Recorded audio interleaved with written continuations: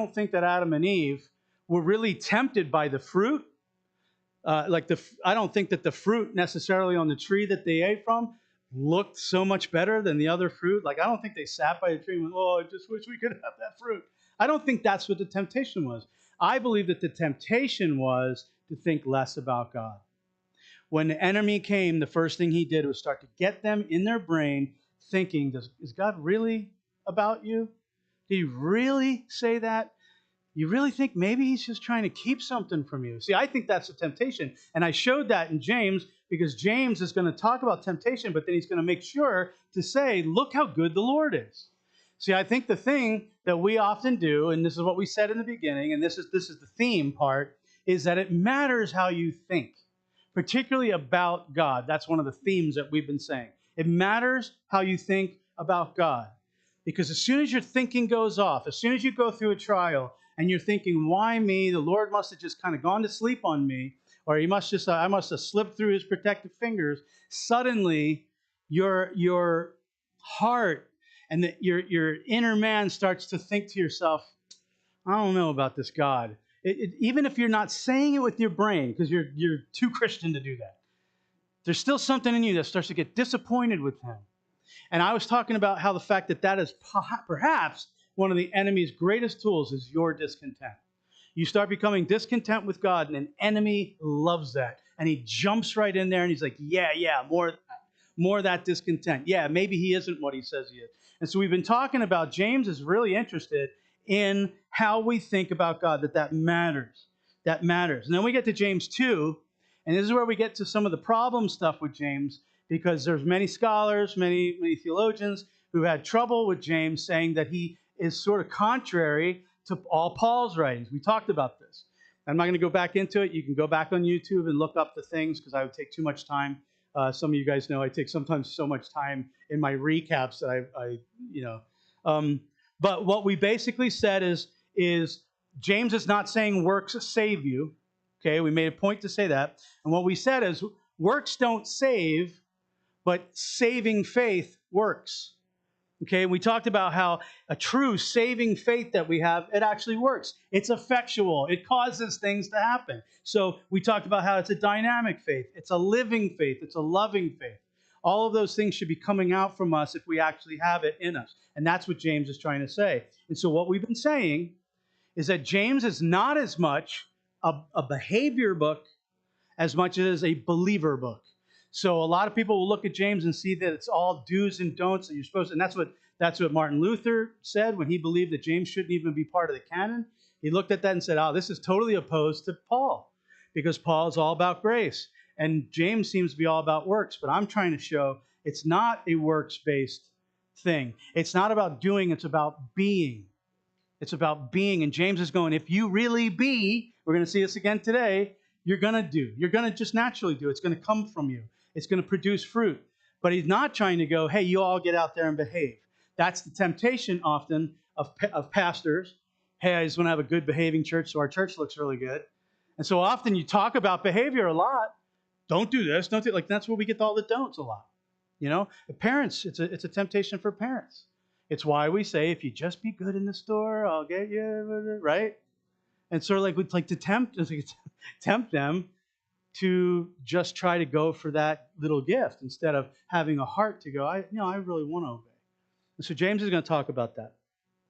So last time, not last week, but last time, we ended with James 2, and I tried to show too that Paul actually, there's not a disagreement here, that Paul actually talks about works too. He talks about works just as much. And we won't go into them right now. Galatians 5, 13, 14 for reference. Ephesians 2, 8 through 10. That's where we see in the beginning, 8, where he says it is by grace that you're saved, not of works. And so everybody's like, oh, see, that's where it's against James. But then if you continue to read in verse 10, we are his workmanship created for good works. So Paul's all about that too. Paul's all about that. And we're going to see today in James 3, he's going to hit something that's going to be a little bit sobering, a little bit convicting, that he's going to kind of bring up something that Jesus said, that bad trees don't produce good fruit. Good trees don't produce bad fruit. You know, that doesn't happen. And so there's a good question there of what's happening. And we're going to look at that today, okay? So let's pray, and we're going to go and get into James 3, all right? Father, once again, we thank you for this morning, Father. Guide me now as we go through your word, Lord, that this will be truth and spirit. Father, we don't want so much to, we say this all the time, but we don't want so much to just kind of get smarter with the Bible stuff. But Lord, we just want to get to know you better. And really, particularly, we want to be able to be people who please you more. And so, whatever is said today, Father, will you help us do that? Will you help us to please you more? Amen. Amen. Okay. Before I start reading James 3, what we're going to do is we're just going to read the whole thing. It's only 18 verses, so we'll whip through it, and I'll go back and kind of dissect it a little bit. But I do want to say this right at the outset. I do want to say, and hey, Joe, I just realized these aren't the right ones. So while I'm maybe reading, it should be James 3, not part 3. As I started looking at the second slide, I was like, oh, I'm going to have to make stuff up to make that slide work. You see what I'm saying? But the funny thing is that's always the heading slide. So do you know what I'm saying, Joe? You see what I'm, so it'll say James 3, not part 3. And I probably should have told you that. Joe and I sometimes don't talk enough. Okay. Should I exit out of it so that you can, okay. What we're going to do is we're going to read. Here's what I was about to say. This is sort of my disclaimer. I'm not, what we have today from James 3 is what I will call a very simple lesson. I don't really suspect that anybody is going to necessarily walk away learning something new. I get excited when I feel like I got something new for you. I don't really feel like that with this chapter. But as simple as the lesson is as difficult as the application is. And my guess, and I'm just going to say this, don't be mad at me, we probably all stink at this. This is something that we are not good at. And so when I come across scripture that I go, my goodness, Lord, none of us can do this, I realize that what I'm reading is God telling me this is something to be praying about daily. Pray about this. Pray about this. So my hope is as I end today, what you'll see, more than learning something new, you're going to go, yeah, I need to be on board with praying this every day. Does that make sense? So that's kind of where we're going to be going when we go, okay? So James 3, like I said, I'm going to read the whole thing. It won't take that much time, but it'd be worth looking through. There it is. Thanks, Joe. Thanks. The reason is because I knew that I wanted to tell you my title, which was this slide, which wasn't there just a minute ago. My title is Words Can Hurt Just as Much as Sticks and Stones.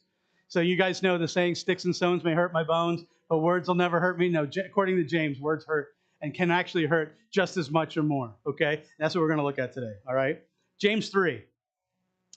Let not many of you become teachers, my brethren, knowing that as such we shall incur a stricter judgment.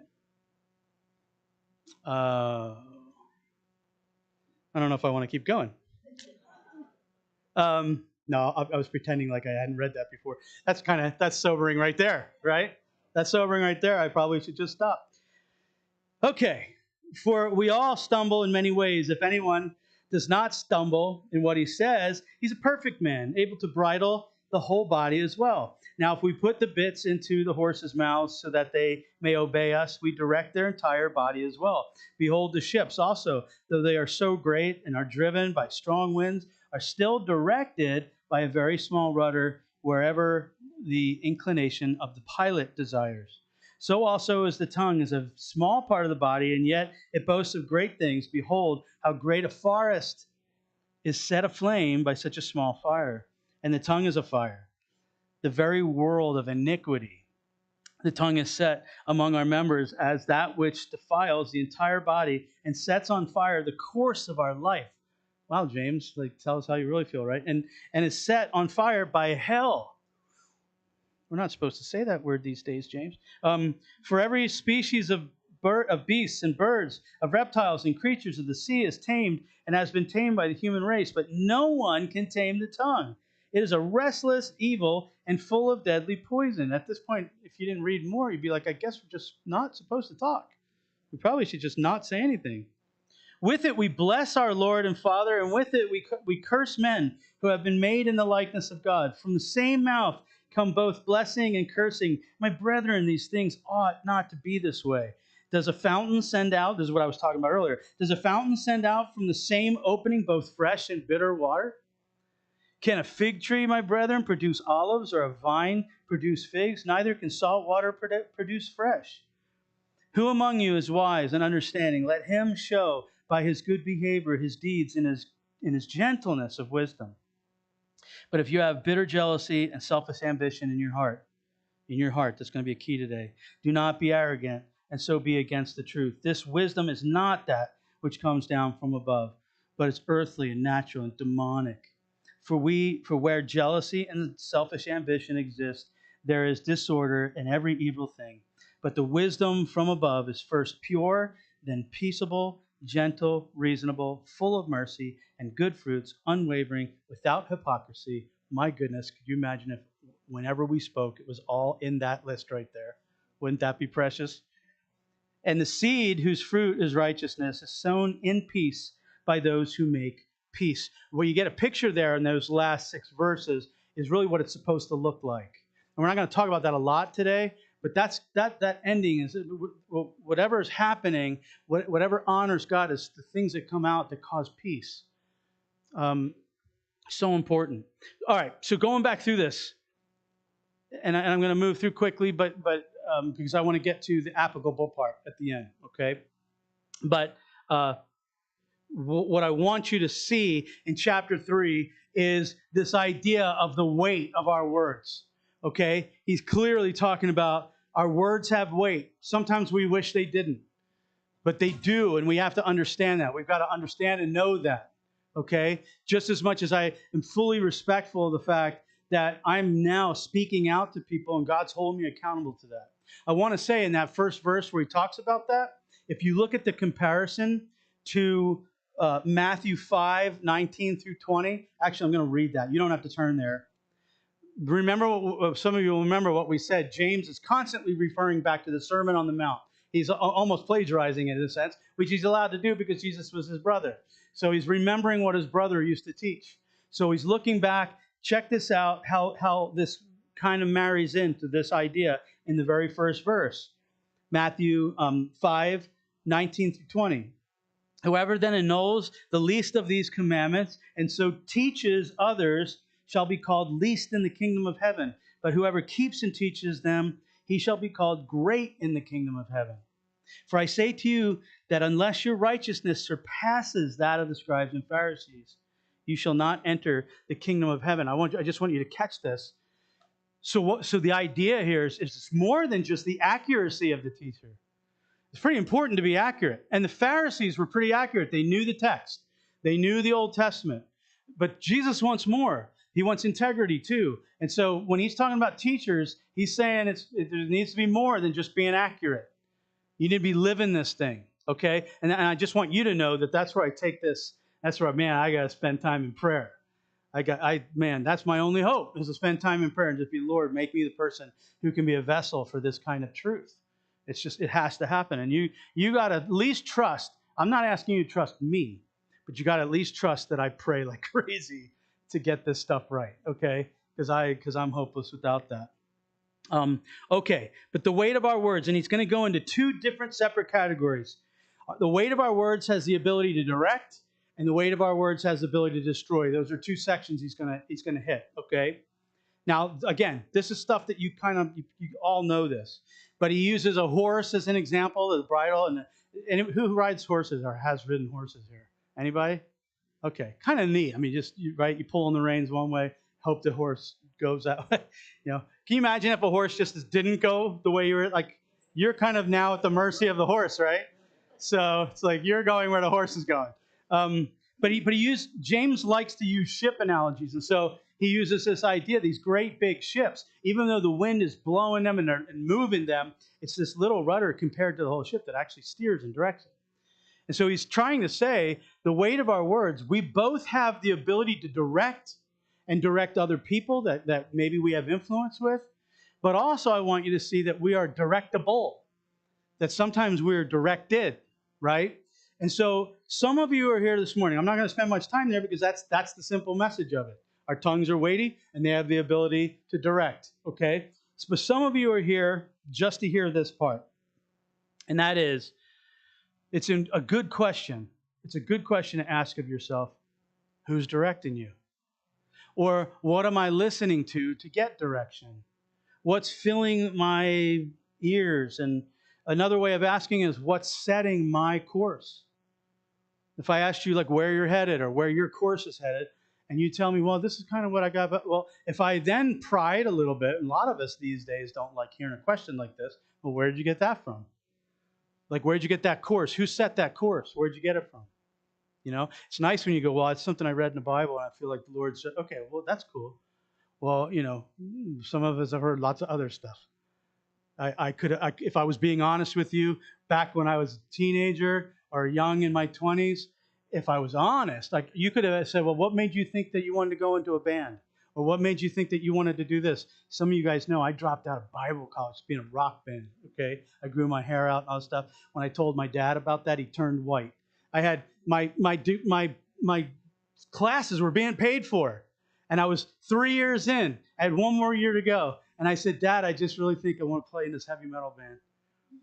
And he was sitting at his desk. And like, now that I'm a father, I know that I can appreciate that, like the blood coming out of his head and just going, and him just looking at me like, my son has just become the biggest doofus I've ever, and how's he supposed to say anything? Like, I could just see like, okay, that's fine if you want to be the biggest idiot in the world. I can appreciate now him looking at me. But if I was being honest, so I wasn't being honest. I was telling myself all these kinds of things, like I think it's what the Lord wants to do, and I think I can make a ministry out of it. I was kind of close because I knew he wanted me to be a worship leader, but I wanted to do it as a rock band and be cool about it. And so I would have told you, oh, it's for the Lord, which it only took me a year of really going after it and playing in nightclubs and stuff like that. I'd find out it wasn't working. It was not working.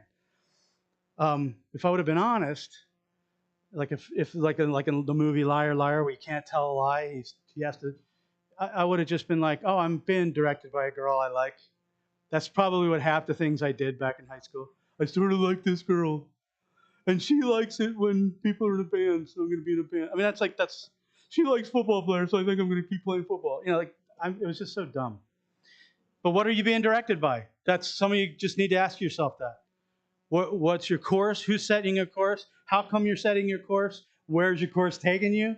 What kind of goals are down the road? Like those are good questions to ask. Some of you are here just for that.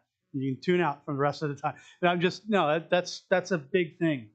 But then he goes into the fact that the weight of our words can also destroy, and we're going to spend a little more time with that. He talks about forest fires, right? We Oregonian and California. My Aunt Steffi's here from California. We know about forest fires, right? I mean, the other day we could smell one. The devastation of a forest fire. I was reading some stats. One of the ones that hit me, 2002, the Hayman fire in Denver, Colorado, was set by one, I think it was a kid, young guy, just set by just a match, like James is suggesting. 138,000 acres destroyed, 133 homes destroyed, over $100 million of damage. In California, one of the stats I read, in California alone in 2025, there was 50,000 acres already destroyed just in the month of January from stuff like arson or somebody who sets up. And so that's weighty, right? That when we think of like people's homes being destroyed and that kind of thing, and some of you have been so close to it, maybe some of you have even gone through it. So James compares what we say to something that heavy. He's not messing around, guys. He's not messing around. Pretty big deal.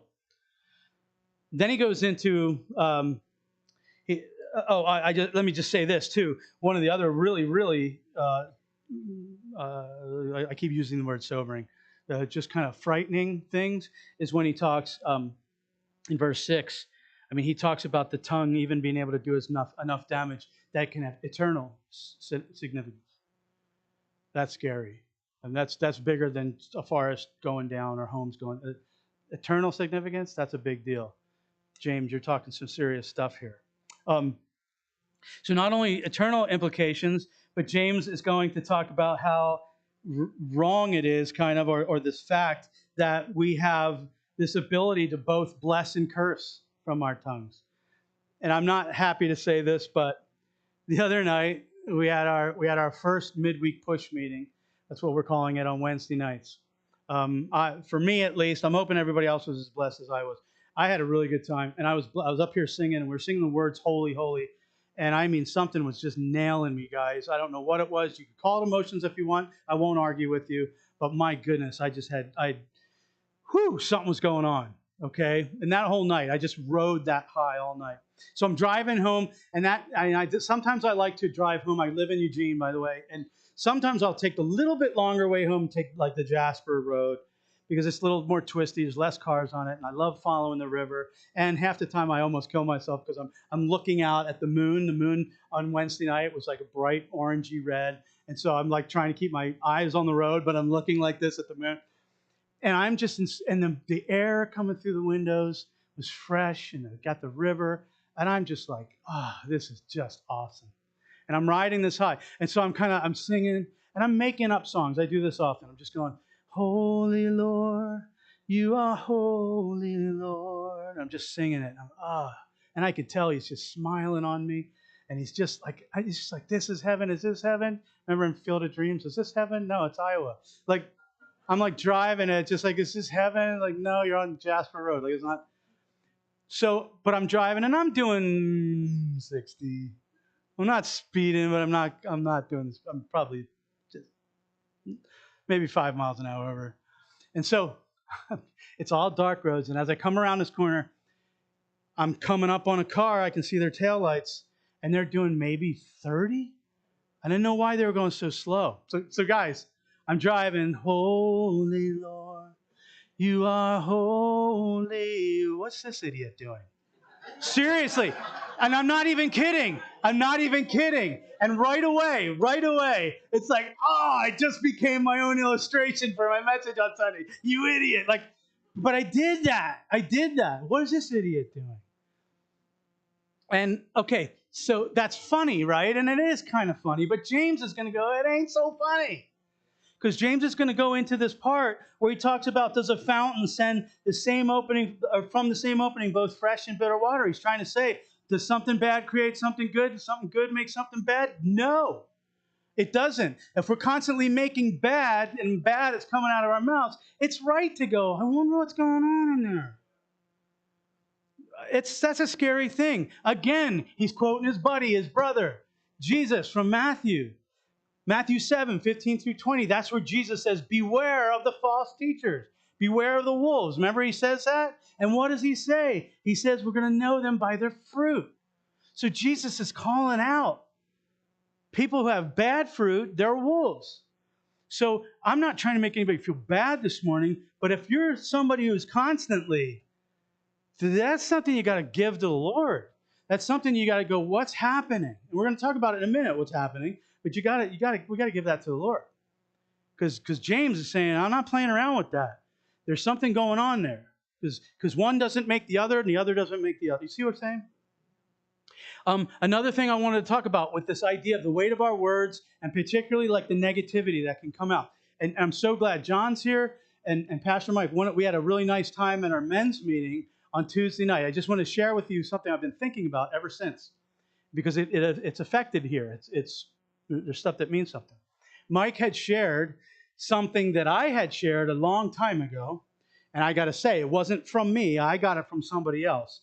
So I was touched by it. But a long time ago, I preached here. I said, if God inhabits our praises, then we are right to ask who inhabits our complaints. That should be nerve-wracking a little bit. So so there's a kind of thing that happens right there. But then John shared on Tuesday night, and I really appreciate this. I've been thinking about it since, John. But they're neat because whenever somebody shares something out of grace and saying, but we need to have grace, we need to have, there's got to be, which I know, because I know you, I don't know you well, but I know you enough that like you're like, hey, don't err on this, like keep grace there too. And John was saying, yeah, but there are people in the Bible like David who complain to the Lord. Like there is a time for complaining. There is time. Like, so don't become like this fake kind of, it can only be nice things that come out, because we have all kinds of places where David laments to the Lord. We saw that in Psalm 22. It's one of the things we read.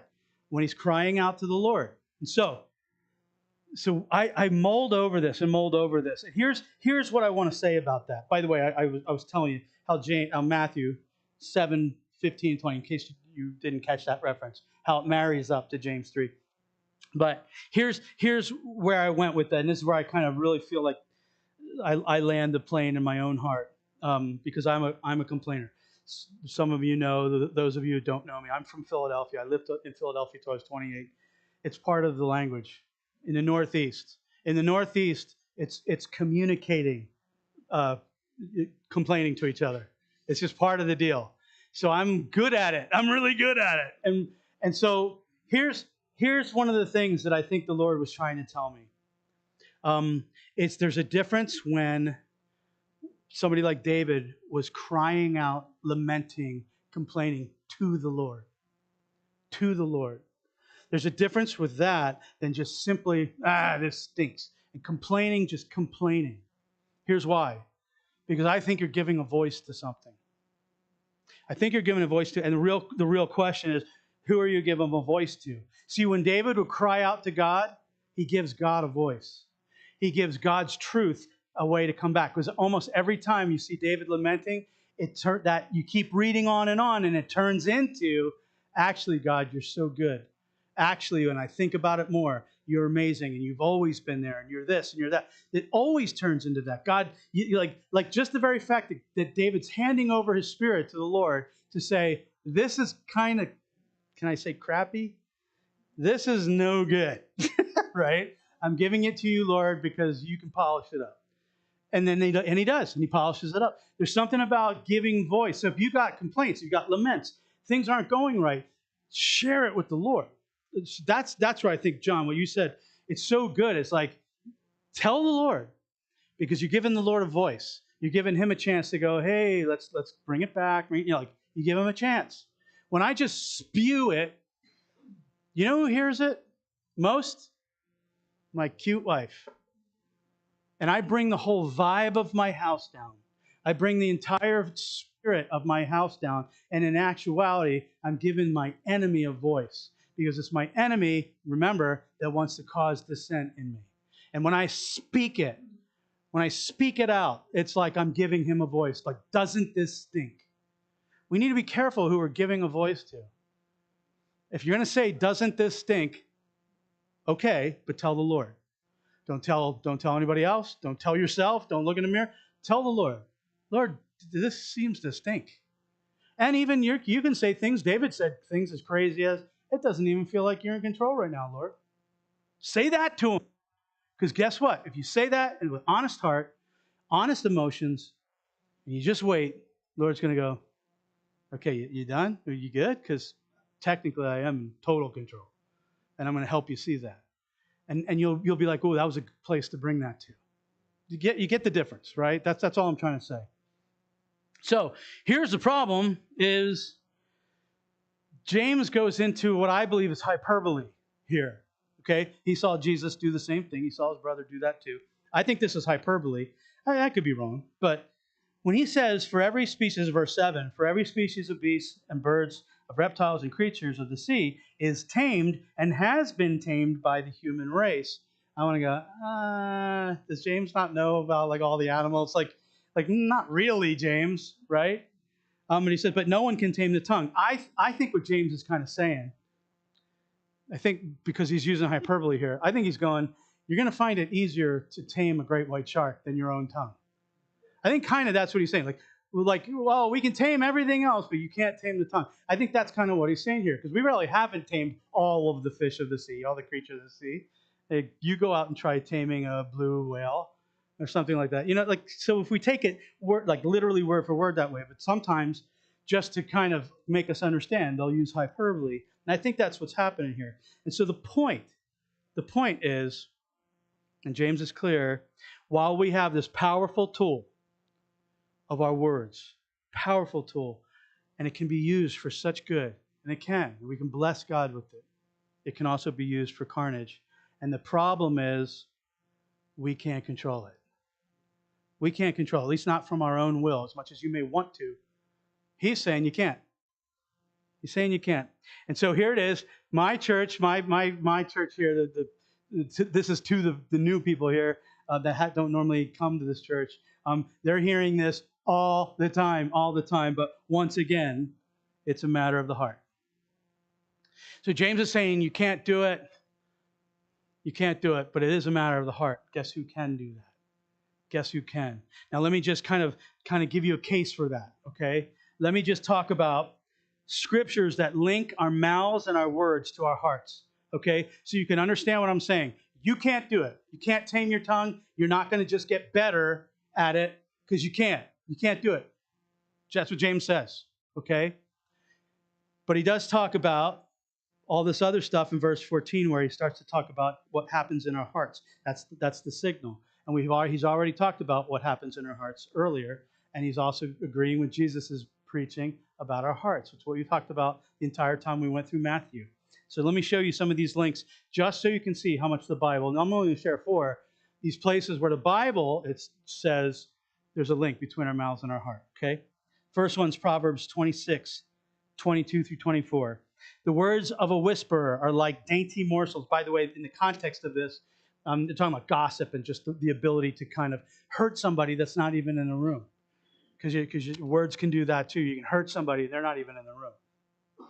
The words of a whisperer are like dainty morsels, and they go down to the innermost parts of the body, like an earthen vessel overlaid with silver dross. That's the idea, is that it's like some kind of just yucky whatever, cup or whatever, and they cover it with some kind of cheap silver to try to make it look good.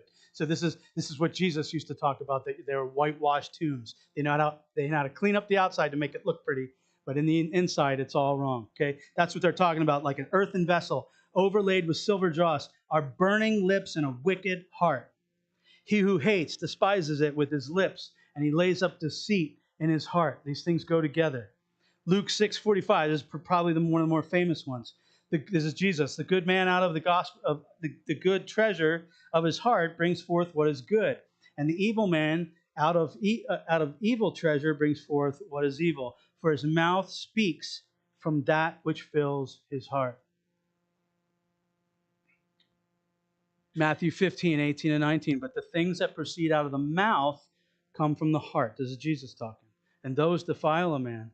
For out of the heart come evil thoughts, murders, adulteries, fornications, thefts, false witness, slanders. The reason I highlighted false witness and slanders, those are things you do with your mouth. And guess what? They're on the same list as murder. So I don't think anybody here probably murdered anybody, but we'll just leave the other stuff alone. It's in the same list. It's in the same list. This is heavy stuff. You brood of vipers, Matthew 12:34, Jesus again. You brood of vipers, how can you, being evil, speak what is good? For the mouth speaks out of which fills the heart. Gee, Pastor Dan, sounds like you're saying we can't do it. And I'm saying you can't do it. If there's one thing, guys, I want to be, like if I was to say what I'd kind of like to be known for as a pastor, it's I want to be the pastor who tells his congregation, you can't do it. Like, I want you to be free. I want everybody to go, he's not expecting me to do it. Because what I'm expecting is we got to give this lump of whatever, our heart, the thing that really represents our soul and our spirit, the heart, we got to give it to the Lord because he's the one that changes that. And then suddenly, as our hearts become purified and cleansed and belong to him, suddenly things start coming out that are better. We got to give him our hearts. And so I want to be clear. We can't, but he can. We can't, but he can. That's in all situations. Even when you say, hey, I'm Pastor Dan, would you pray for this situation? I got to go talk to somebody. I'm not sure how. My first thought in my head is, well, you can't do it. It's impossible. You're not going to be able to do it, but he can, and he can do it through you. You can be a vessel that he can use if you offer that to him. That's tough for some people to hear. I got to be honest with you. The church I grew up in was so bent on behavioral stuff and how you looked on the outside. So as long as you didn't curse, as long as nobody ever saw you drinking, as long as you didn't go, like all this list of stuff on the outward appearance stuff. And I'm not saying any of that's wrong, but I'm saying that they would measure your heart from how much you didn't swear. And something was just off all my life because I still felt horribly condemned. I didn't feel close to Jesus. I felt like I was constantly just like crying out to him, like, why am I so bad all the time? I'm just so bad. And it was something freeing when I finally was free of that condemnation. When Jesus finally was just like, you know what? I never told you that I would make your flesh strong. I never told you I was here to make your flesh better. Our flesh is always going to be at war. It's okay to admit that you have something within you, your flesh, that can't stand Jesus.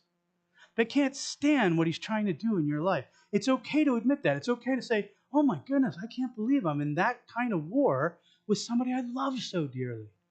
But that's what our flesh does. That's what our flesh is about. Your flesh isn't going to get any better. And so it's okay to say, we can't do it. We're not going to be able to do it. We're not going to be able to do what James is saying here. He says that you can't tame the tongue. You can't tame the tongue.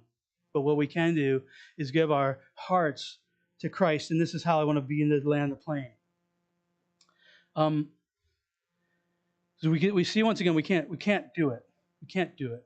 And honestly, this statement to me is what sets apart Christianity from other religions and other ideologies, cults, all that kind of thing. Because all those other things are based on your performance, your work, how much you try, all of that, your deeds, your behavior. Christianity is simply about his work. We just celebrated that when we took communion. It's about his work. It's about what he's done. It's about what he's done. And he takes your heart and he cleanses it. It's just so beautiful what he does. So in conclusion, here's how I want to conclude. I want to apply this in one way that's very direct from the what we just read, and kind of indirectly that we didn't read, but it's sort of an indirect principle that I want to apply. Okay, and then we're done. Directly coming from this, we need our hearts to be right. We need our hearts to be in his hands. It's the only way. It's like the only way. That's all I can say. And one of the very best prayers we can pray. This is where I'm going back to the beginning, where I said, if there's nothing else that you learned today or anything else, maybe this is something that you can make a daily prayer. Is that David's prayer? David's prayer in Psalm 19, it is, I think, one of the most precious prayers you could pray. And I mean every morning. And do I remember to pray it every morning? No, I don't. But I'm trying. I'm trying to remember. Psalm 19:14, you guys all know it. May the words of my mouth and the meditations of my heart. Notice the marriage there. Be pleasing. That word there, that Hebrew word there, I'm not going to try to say it. Pleasing, it means be pleasing. Or some of your translations may say acceptable. May they be acceptable to you. May they be delightful to you. How much do you want to delight the Lord? Oh my goodness, how much do you want to just know that the Lord in heaven is happy with what's coming out of your mouth and what's going into your heart, what you think about, what you meditate about. David had it right here. Guys, it's our only chance to get it right.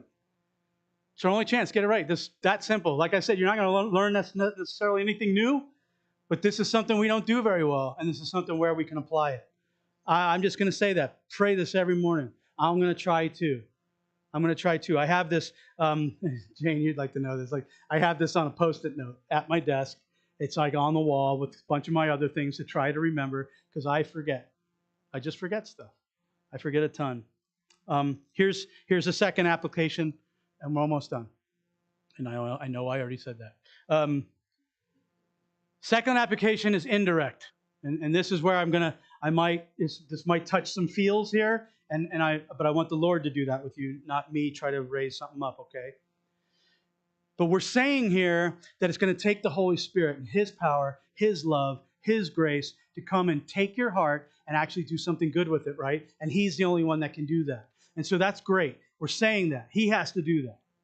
But I want to say that same Spirit that can do that in your heart, that can change and cleanse your heart, is the same Spirit that can come and heal our heart as well.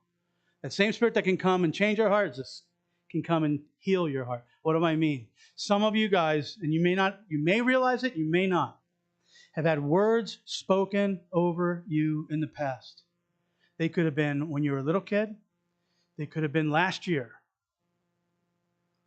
Words spoken over you that hurt you so deeply that you have literally lived your life informed by that pain.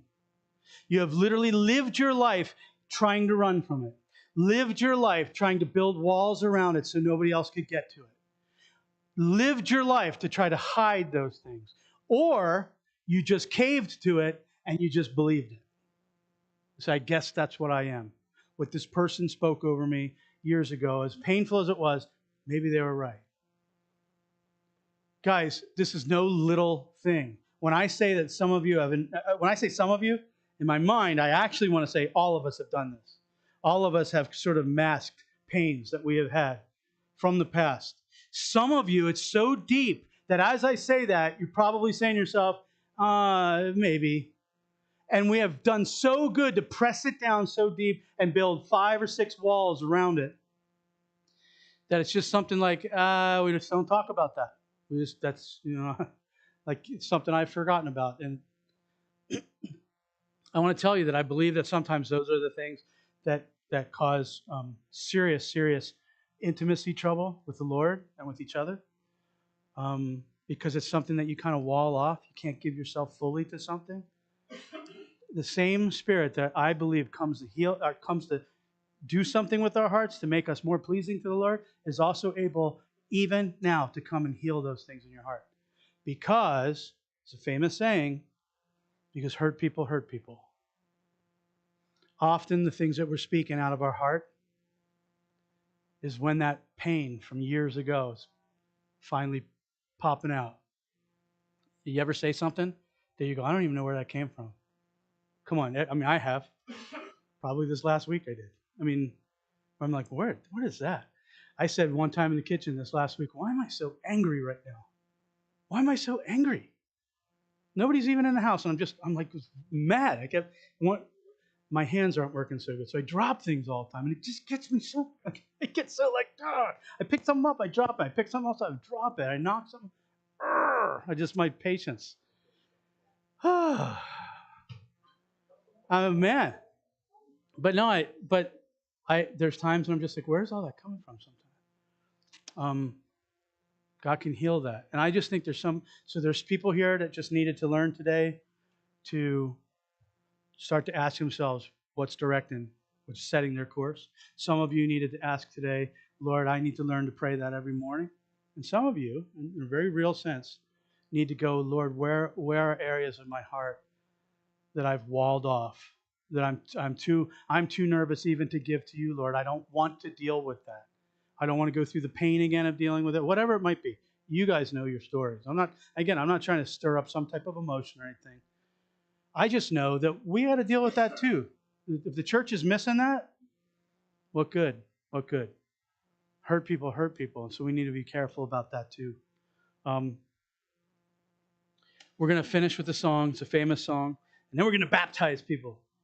And I can't wait. This is going to be a lot of fun. But I wanted to sing this song first. Look, we do this. I want you to know we do this in an effort not to be all feely-goody at the end, but really to respond. If you don't want to sing it, don't. If you just need to pray what we just talked about, pray. Some of you just need to pray, Lord, I need to learn how to pray these things on Monday morning and Tuesday morning and Wednesday morning. Not church. It's easy to do here. So even as we're singing right now, this is when it's easy to do this stuff. So I would offer, don't even sing the song if you don't want. Pray that this would be something that changes in you, that this week you would remember to pray these things, particularly these words in this song. Okay? Let me get ready here and we'll do it.